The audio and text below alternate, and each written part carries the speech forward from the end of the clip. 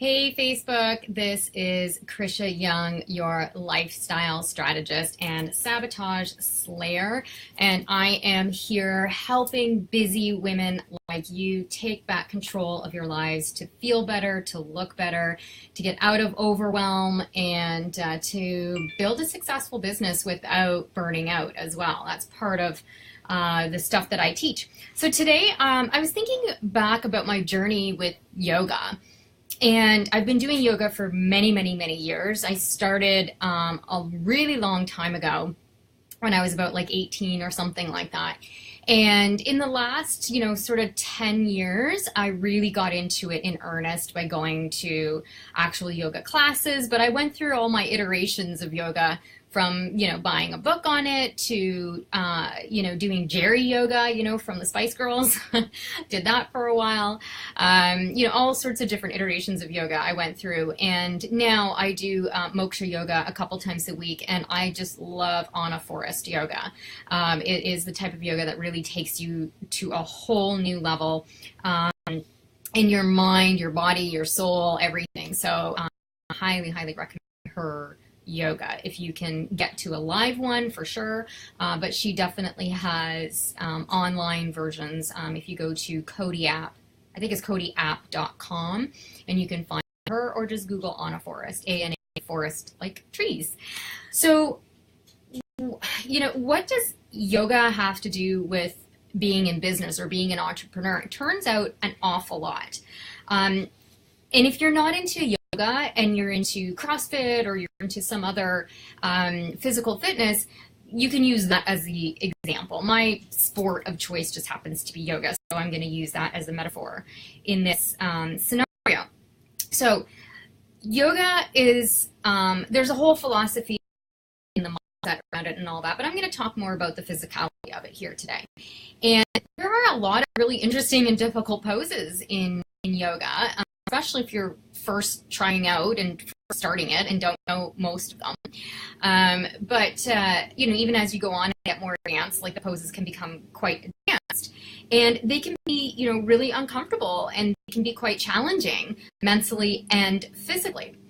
And the relation between this and building a business is that when you are learning yoga and you are getting into these new poses and trying them out for the first time, it's really uncomfortable. And it can take a while for you to build up the flexibility and the limberness to be able to do them to their full capacity.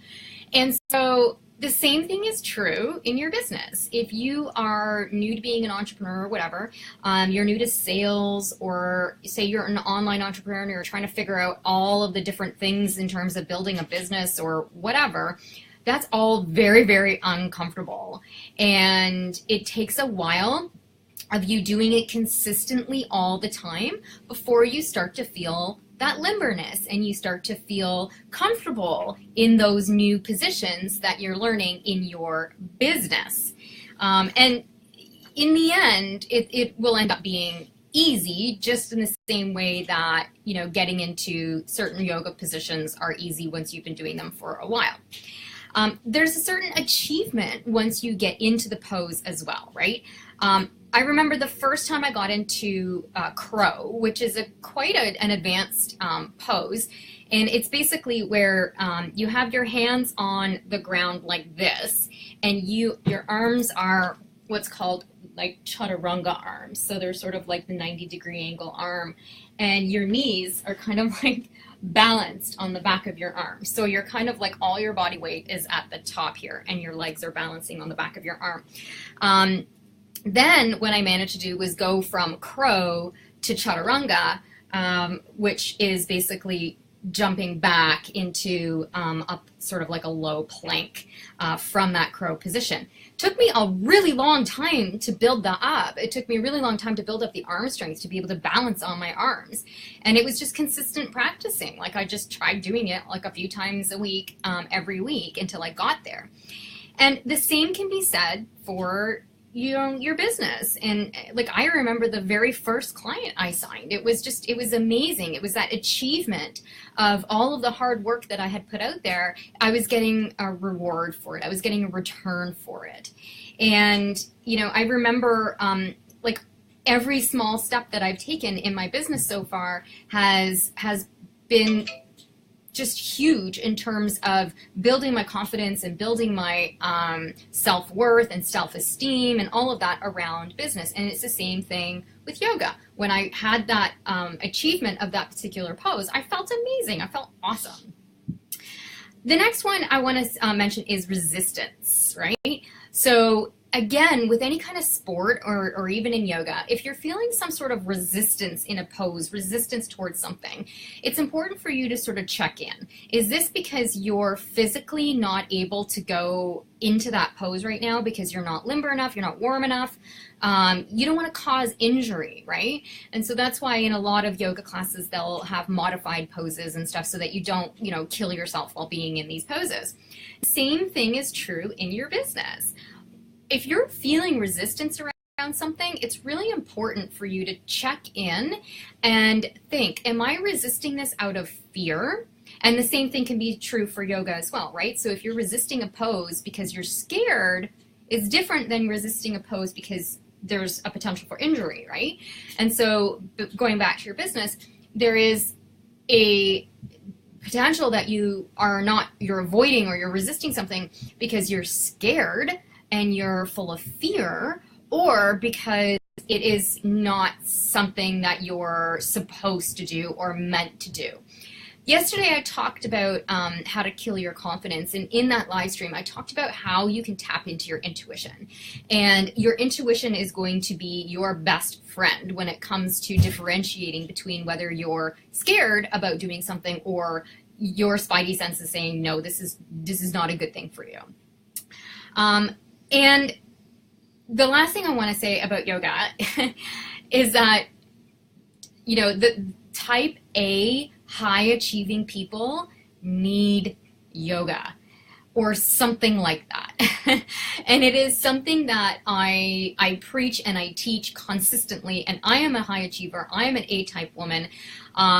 It took me a while to wrap my head around, you know, the stillness and the quietness and kind of like the slowness of some of this stuff. But it has done so much to switch my mindset and to help calm me down and to be able to hustle even more in my business without burning myself out. Because believe me, I was in burnout a long time ago, not from my business, but from my corporate job. And I never want to go back there again. And so I'm here to help you not get there, or if you're there, let's bring you back from any kind of burnout phase that you might be in. And you know, the A-types, it's all about that go, go, go. It's all about that push, push, push, where yoga and other things that I talk about, like meditation, are all about kind of like becoming more mindful and slowing things down. And there's a lot of resistance around that based on the personality type of wanting to go. And I've always felt that it's super important, and even more so, to slow yourself down when you are a high achieving person. I get way more clarity and way more done. I'm so much more productive when I slow down and when I make space for you know, thoughts and clarity and ideas to come to me. When I am pushing and go, go, go, I don't get any kind of inspiration. I just get burnt out. I flop out in exhaustion, and that's not a good way to keep going, right? Like, that's almost giving me the opposite of what it is that I really want, which is to keep going, keep producing, keep hustling. So that's what I wanted to say. And, you know, I know, though, sorry, there's one more thing. Being present in yoga means you're less prone to injury. So before I was talking about that resistance and why is it there, and you know, stopping so that you don't get hurt. And the same is true when you're in that mindful state. So, you know, when you are doing yoga or any kind of sport or whatever, but we're talking about yoga here, not being mindful, not being like present in the moment, and starting to flitter off and thinking about your to-do list and all that kind of stuff, you could injure yourself because you're not paying attention to what it is that you're doing. And, you know, that's the same thing in terms of business. It's focusing, it's being mindful, it's being present to what you're doing. And it's also not comparing yourself against anybody else. So again, in a yoga class, you could, you could look at the person next to you who is, doing all these fancy poses and maybe has a fantastic body, and just it all seems so effortless for her or him. And here you are kind of like flopping around and trying to figure it all out. Believe me, that person was also flopping around at some point. And what this is comparisonitis, right? And it's the same thing in business. So if you are, looking around at what your competitors are doing and you feel like you're flopping around like a fish and why aren't you getting these kind of results and this, it's not serving you to do that. For the last, I don't know how long, maybe 18 months in my business, I have not looked at another competitor. I don't go and look at other things online because I'm very prone to comparisonitis. And so for me, I just thought, well, I don't need to. I have my own brand. I have my own messaging. I have my own people that I'm serving. And I don't give a shit if the person next to me is saying the exact same thing I am and doing the exact same thing I am, because the people who need to hear me will hear me and not hear them, and vice versa. So not comparing yourself in yoga and not comparing yourself in business is really key to being able to tap into where your inner genius is and where your limits are, and where you can look to see where you can improve in both particular areas, right? So yeah, that's what I wanted to share today. I have a big passion for yoga, and like I said before, it's been a huge part of my life, and has helped me in so many ways. And also physically, it has changed the shape of my body immensely. I don't do any kind of intense workouts or anything like that. Like literally my workout is yoga twice a week. That's it. And it has completely shifted my body in terms of, making it look really good.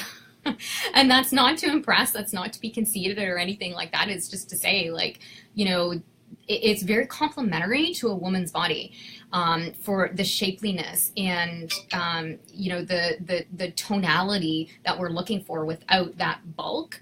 Some men too. Like there's some pretty hot looking men in my in my yoga class, and I don't know if they do anything else, but they definitely do yoga. So it's a sport that for sure, if you're looking to tone up and trim down, that serves you on so many levels, from your body to your mind to your soul. So namaste to you, and enjoy your weekend. This is the last live stream of this week, and I will be back next Tuesday for more live streams to help support you in your journey wherever it is that you are. If you have any comments or questions, please feel free to leave a comment or ask a question in the comment section of the Facebook post, whatever you want to call it. Thank you, and enjoy your weekend. Bye.